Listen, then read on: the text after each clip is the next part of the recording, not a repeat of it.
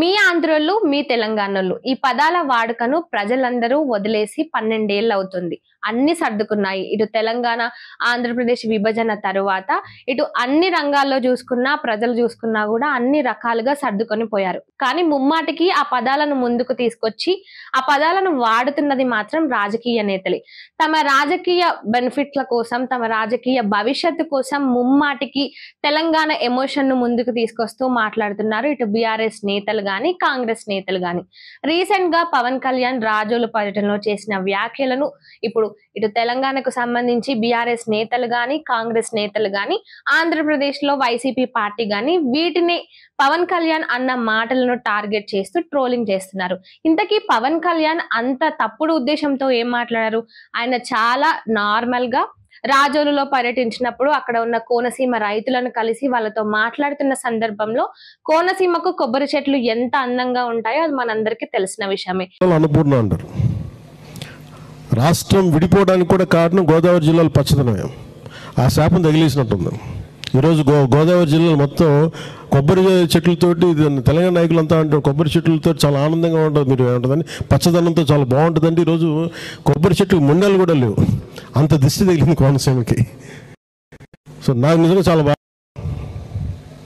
ఎందుకంటే నాకు దీనికి తగిలినంత దృష్టి నరుడి దృష్టికి నవరాయన పగిలిపోతుంటారు. అలాంటిది కోనసీమ పచ్చదనం ఎంతమంది కళ్ళలో పడి వాళ్ళందరూ దృష్టి తగిలి ఈరోజు మొండేలతో కొబ్బరి చెట్లు ఉన్నాయంటే దీనికి ఇంకా మనం కరెక్ట్ చేసుకోవాల్సిన అవసరం ఉంది, దీన్ని సరిదిద్దుకోవాల్సిన అవసరం ఉంది.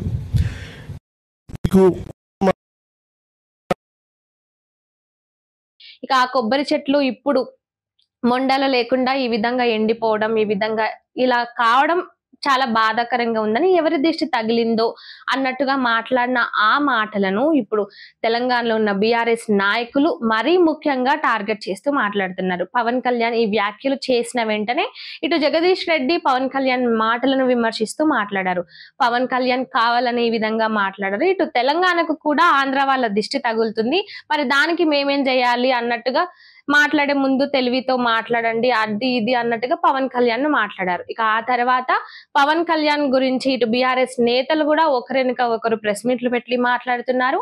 రీసెంట్ గా అంటే పవన్ కళ్యాణ్ ఈ వ్యాఖ్యలకు సంబంధించి ఆల్రెడీ ఒక వారం గడిచినా కూడా హరీష్ రావు రీసెంట్ గా మాట్లాడుతూ ఇండైరెక్ట్ గా ఈ అంశంపై మాట్లాడారు. కేసీఆర్ గారు కష్టపడి 95% లోకల్ రిజర్వేషన్ ఉద్యోగాల్లో సాధించింది కేసీఆర్ గారు.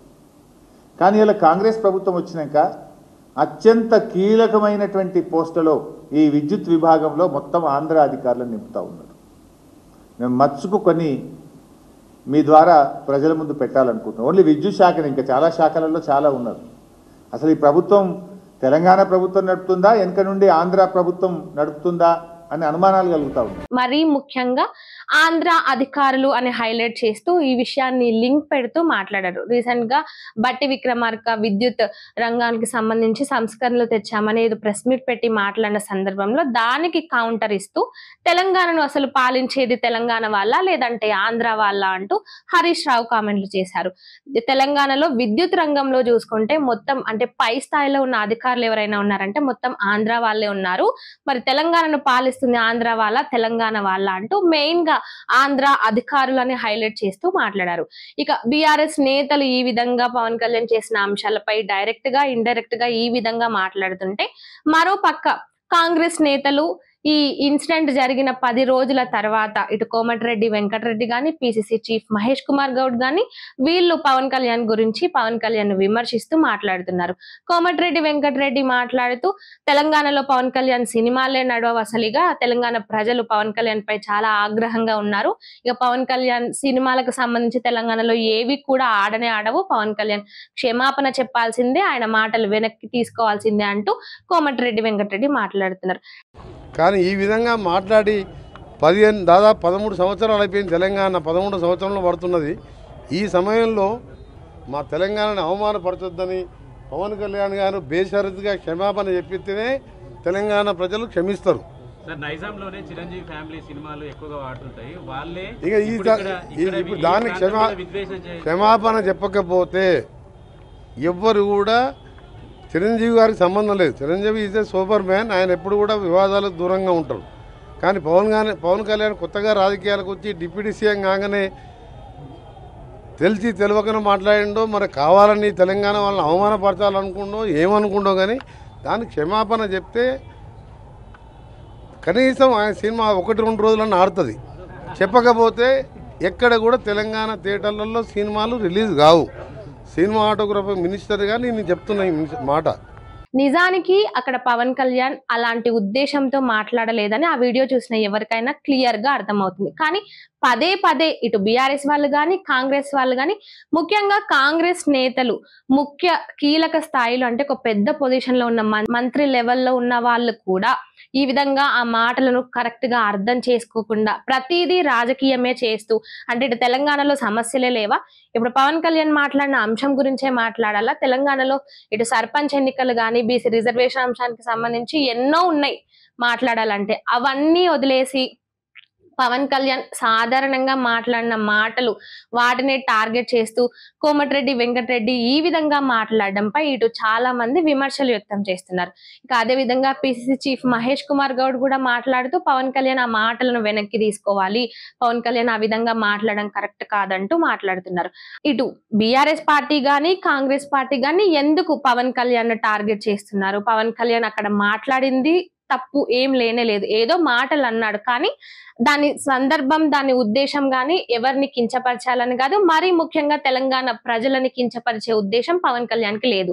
ఏదో కోనసీమ కొబ్బరి చెట్లు ఆ రైతుల సమస్యల గురించి మాట్లాడారు తప్ప అందులో ఎవరిని ఉద్దేశించి ఎవరినో బాధ పెట్టాలనే ఉద్దేశంతో మాట్లాడలేదు. మరి ఎందుకు ఇటు కాంగ్రెస్ గాని బీఆర్ఎస్ గాని తెలంగాణలో ఆంధ్రప్రదేశ్ లో డిప్యూటీ సీఎం గా ఉన్న పవన్ కళ్యాణ్ ను ఎందుకు టార్గెట్ చేస్తున్నారు?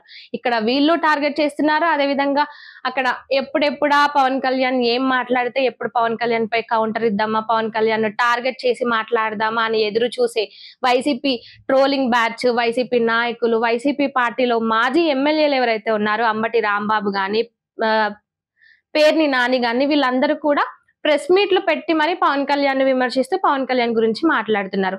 సరే, వాళ్ళు మాట్లాడుతున్నారంటే ఆంధ్రప్రదేశ్ లో అధికారంలో కూటమి ఉంది కాబట్టి కూటమి విజయానికి కీలక పాత్ర పోషించిన జనసేన పార్టీ అధినేత పవన్ కళ్యాణ్ కాబట్టి పవన్ కళ్యాణ్ విమర్శిస్తున్నారు, పవన్ కళ్యాణ్ ని టార్గెట్ చేస్తున్నారంటే అందులో ఒక అర్థం ఉంది. కానీ తెలంగాణలో ఎందుకు పవన్ కళ్యాణ్ ని టార్గెట్ చేస్తున్నారు? ఇటు అధికారంలో ఉన్న కాంగ్రెస్ పార్టీ నాయకులు కూడా పవన్ కళ్యాణ్ గురించి మాట్లాడుతున్నారు, ప్రతిపక్షంలో ఉన్న బీఆర్ఎస్ పార్టీ కూడా పవన్ కళ్యాణ్ ని టార్గెట్ చేస్తూ మాట్లాడుతున్నారు. అంటే రాబోయే రాజకీయాల్లో ఇటు తెలంగాణలో జనసేన పార్టీ బలోపేతమయ్యి వీళ్లకు గట్టి పోటీ ఇస్తుందనే ఒక భయంతో ఈ విధంగా వీళ్ళు మాట్లాడుతున్నారా, లేకుంటే అసలు వీళ్ళ ఉద్దేశం ఏంటి? ఇక ఈ దిష్టిబొమ్మ అంశానికి సంబంధించి ఈ నాయకులు ఇంకెంత దూరం వెళ్తారు, ఇంకెంత మాట్లాడతారు, అసలు ఈ అంశం ఒక కొలికి వచ్చే అవకాశం ఉందా లేదా, ఈ అంశాలన్నిటి గురించి వేచి చూసి తెలుసుకోవాల్సింది.